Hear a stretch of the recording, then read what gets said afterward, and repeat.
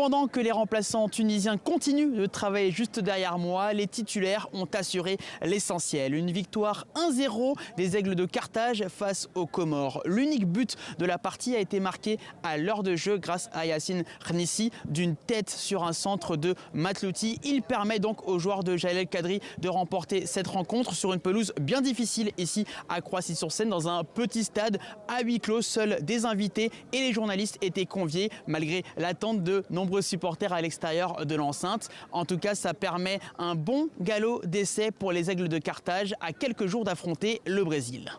Une première mi-temps qui a été très équilibrée avec des joueurs qui pensent énormément à la prochaine période. Ils ont évité beaucoup de contacts. Ce n'était pas l'objectif.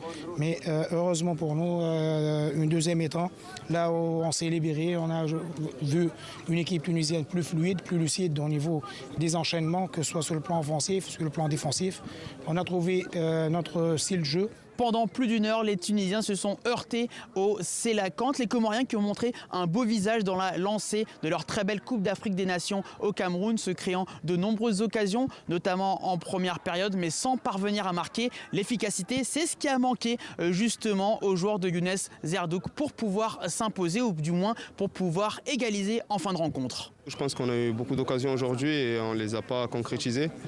Et voilà, contre un adversaire comme la Tunisie, un grand d'Afrique, un mondialiste.